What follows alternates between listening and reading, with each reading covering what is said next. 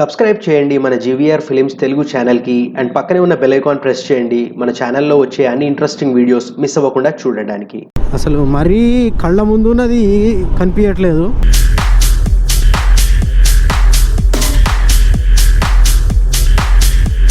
కొద్దిగా జాగ్రత్తగా వెళ్ళండి భయ్యా, కొద్దిగా జాగ్రత్తగా వెళ్ళండి అంటున్నా. అదే కరెక్టే కానీ మీరు ఓవర్టేక్.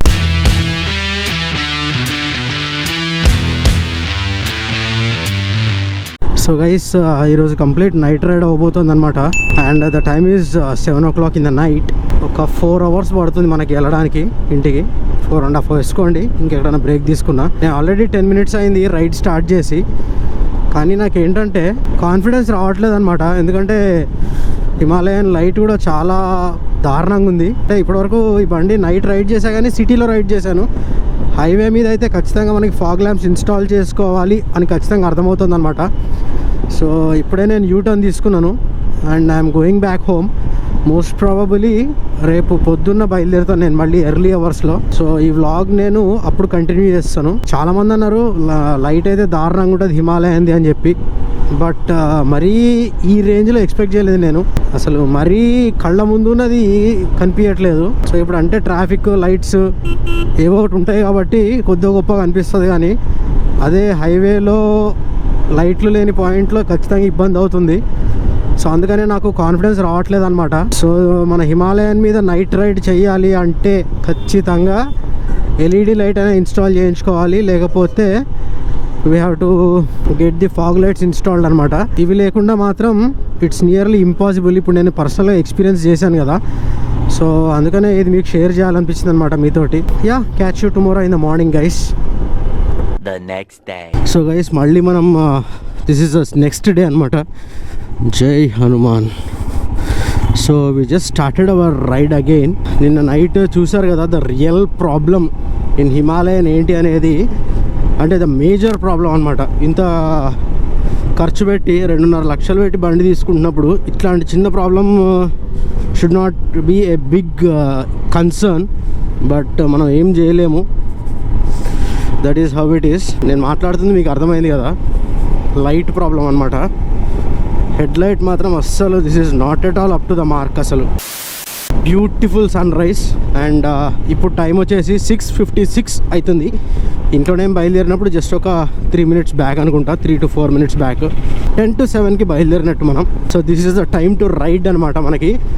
అసలు ఆ సన్ రైజ్ చూడండి, బాబా ఇదే సన్ రైజ్ ఒక్కసారి ఊహించుకోండి.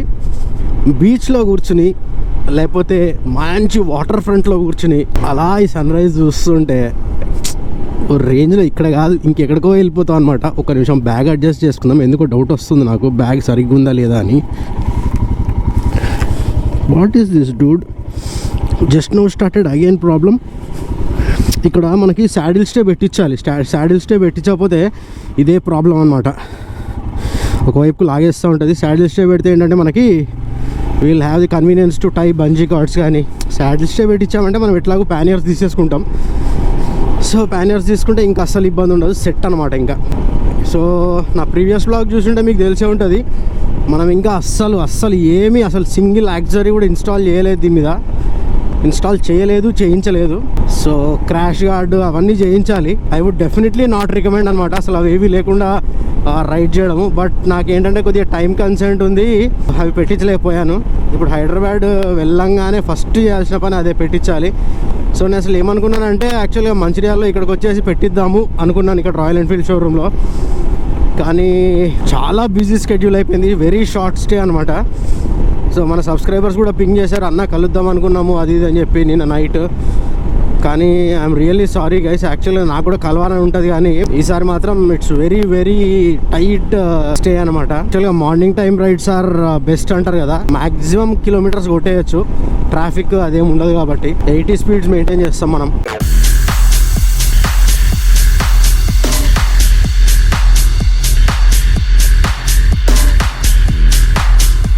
సో గైస్, యాక్చువల్గా మన బండి ట్రిప్ Fలో పడింది అనమాట.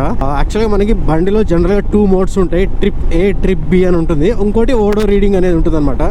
సో మనకి ట్రిప్ ఎఫ్ అని చెప్పి కొత్తగా మన రాయల్ ఎన్ఫీల్డ్ వెహికల్స్లో కానీ BS6 వెహికల్స్లో కానీ ట్రిప్ ఎఫ్ అనేది ఇస్తున్నారనమాట. సో అదేంటంటే మనకి జనరల్గా కార్బొరేటర్ వెహికల్స్లో మనకి రిజర్వ్ ఆన్ ఆఫ్ స్విచ్ ఉంటుంది కాబట్టి మనకి ఈజీగా తెలిసిపోతుంది రిజర్వ్లో పడింది అని, ఎప్పుడు పెట్రోల్ కొట్టియాలి అని తెలిసిపోతుంది అనమాట. కాకపోతే BS6 వెహికల్స్లో మనకి ఏంటంటే ఆ carburettor system manual adjustment system ఉండదు కాబట్టి మనకి తెలియదు. సో అందుకనే ట్రిప్ ఎఫ్లో పడంగానే మనం ఏంటంటే రీఫ్యూయల్ చేయించుకుంటే that would be a better option అనమాట మనకి. ఎందుకంటే కంప్లీట్ ట్యాంక్ ఎంటీ అయిపోయే వరకు వెయిట్ చేసి అప్పుడు పెట్రోల్ కొట్టించే కంటే ట్రిప్ ఎఫ్లో పడంగానే కొట్టించుకుంటే will be on the safer side అనమాట. సో యాక్చువల్గా ఇప్పటి వరకు మనము ఆల్మోస్ట్ ఎన్ని కిలోమీటర్స్ వచ్చాము, 362 కిలోమీటర్స్ వచ్చాము. 38 కిలోమీటర్స్ వచ్చినాం అనమాట ట్రిప్ ఎఫ్లో. సో మనం ఏంటంటే కంప్లీట్ అంటే ఇది ట్రిప్ ఎఫ్ అనేది ట్రిప్ ఏలో ఇంక్లూడ్ అయిపోయే చూపిస్తుంది. హైదరాబాద్ నుంచి వెళ్ళేటప్పుడు మనం ఫుల్ ట్యాంక్ కొట్టించాము. సో అదే ఫ్యూయల్ రన్ అవుతుంది అనమాట ఇంకా. సో కంప్లీట్గా మనకి ఎంత వస్తుంది ట్యాంక్ ఎంటీ అయ్యే వరకు చూద్దాము. అంటే జనరల్గా this is not recommended at all అనమాట. మనకి ట్యాంక్ ఎంటీ అయ్యే వరకు BS6 వెహికల్స్ రన్ చేయడం నాట్ ఎట్ ఆల్ రికమెండెడ్. కాకపోతే ఇప్పుడు ఏంటంటే మనము ఒకసారి టెస్ట్ చేద్దాం అనుకుంటున్నాం, ట్రై చేద్దాం అనుకుంటున్నాం. నాకు తెలుస్తుంది, ఒక ఐడియా ఉంటుంది జనరల్గా. సో మీకు కూడా చెప్పినట్టు ఉంటుందని చెప్పి I'm just making this attempt అనమాట.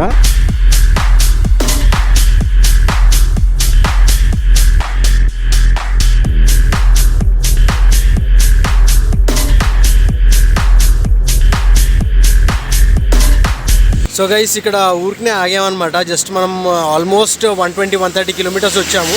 అండ్ దెన్ జస్ట్ బ్రేక్ తీసుకుందాం అన్నట్టు ఆగాను. జస్ట్ కొద్దిగా వాటర్ తాగేసి and then we will kick of.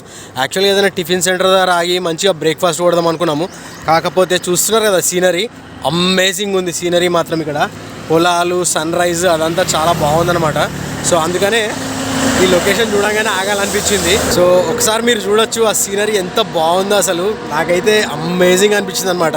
So you get to see all these things when you travel on a bike కానీ మీ personal వెహికల్లో travel చేస్తే, ఎస్పెషల్లీ బైక్ మీద ట్రావెల్ చేస్తే ఇట్లాంటివన్నీ లొకేషన్స్ మీరు చూడొచ్చు.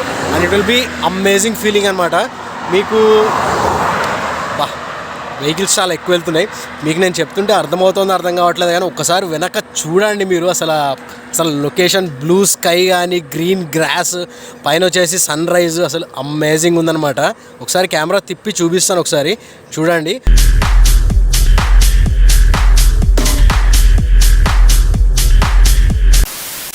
సో గైస్ మనం మెయిన్ హైవే నుంచి లోపలి తిరిగి అనమాట, NH44 నుంచి. And this is a 2-lane road, చాలా dangerous road. This goes to Medchal అనమాట. సో డేంజరస్ అని ఎందుకంటున్నా అంటే ఇక్కడ చూస్తున్నారు కదా చిన్న చిన్న గల్లీలు ఉన్నాయన్నమాట. అండ్ గల్లీలు కూడా కాదు, అది ఎట్లా అంటే కచ్చా రోడ్స్ అనమాట. జస్ట్ లోపలికి వెళ్ళి ఇసుక కానీ అట్లాంటివి ఏమో తీసుకురావడానికి లారీలు, ట్రాక్టర్లు అవి పోతూ ఉంటాయి. అసలు అంత రూట్ కూడా ఉండదు, అంత స్పేస్ కూడా ఉండదు. సో రప్పని ఒక్కసారి వచ్చేస్తే ఇట్లా రోడ్ మీదకి. And that is a very dangerous scenario అనమాట. సో మనకి ఈ రూట్లో, ఇట్లాంటి రూట్స్లో వెళ్తుంటే జనరల్గా ఒక ఐడియా అనేది ఉండాలి.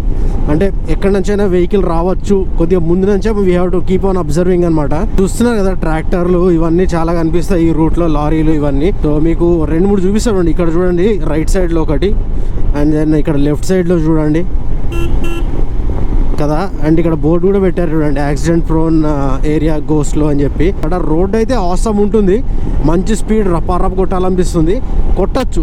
కానీ మనకి వెహికల్ కంట్రోల్లో ఉంది. ఇక్కడ చూడండి మళ్ళీ ఇట్లాంటి రూట్స్ అనమాట. సో మనం గెస్ కూడా చేయము. అండ్ నైట్ టైంలో ఇట్లాంటి రోడ్లో రైడ్ చేస్తుంటే మాత్రం, రైడ్ చేస్తున్నా డ్రైవ్ చేస్తున్నా కానీ ఇదో చూడండి ఇక్కడ ఒకటి ఉంది, ఇక్కడ ఒకటి ఉంది. సో ఇట్లాంటి చిన్న చిన్న గల్లీలు మనకి తుమ్మలు ఇవన్నీ ఉంటాయి కదా. సో తుమ్మలు వీటిలో ఈ గ్యాప్లో మనకు కనిపించదు అనమాట ఒక వెహికల్ వస్తుందని చెప్పి. ఇక్కడ ఒకటి. సో మనం ఏంటంటే కొద్దిగా ముందు నుంచి ఒక ఐడియా పెట్టుకుంటే we will be very careful అనమాట వైల్ రైడింగ్. సో అదో చిన్న టిప్ చెప్దాం అనిపించింది మీకు సడన్గా. కొద్దిగా జాగ్రత్తగా వెళ్ళండి భయ్య, కొద్దిగా జాగ్రత్తగా వెళ్ళండి అంటున్నా. అదే కరెక్టే, కానీ మీరు ఓవర్టేక్ చేయడము అంత సన్న గ్యాప్లోంచి కొద్దిగా అదే సరే ఓకే. అస్సలు ఒక రకమైన ఎక్స్పీరియన్స్ అనమాట పాపం ఆయనకి. చాలా దారుణం అసలు చెప్పాలంటే. గోప్రో ఆఫ్ చేసి ఉండే రికార్డ్ చేయలేకపోయాను. ఈ సింగిల్ లేన్ రోడ్లో లారీ వెళ్తుంది, ఆ లారీని మనోడు ఓవర్టేక్ చేద్దామని చూశాడు అనమాట. అది ఎట్లా ఓవర్టేక్ అంటే లారీ వాడు ఇట్లా వెళ్తున్నాడు, మనోడు ఓవర్టేక్ చేద్దామని చూశాడు, లారీ వాడు సడన్గా రైట్ సైడ్ తిప్పాడు, ముందేదో ఆటో ఏదో ఉందని చెప్పి. అండ్ మనోడు రోడ్డు కింద దిగేశాడు. కింద మొత్తం ఇంత లేయర్ ఇసక మొత్తం స్కిడ్ అయిపోయి అసలు వెళ్ళిపోయేటోడు లోపలికి తుప్పల్లోకి. ఎట్లనో అట్లా బ్యాలెన్స్ చేసుకుని బయటపడ్డాడు అనమాట. లేకపోతే ఈరోజు పక్కా ఆయన అదృష్టం రోజు అని చెప్పాలి ఈరోజు నిజంగా, లేకపోతే చాలా దారుణం జరిగేదన్నమాట కళ్ళ ముందర.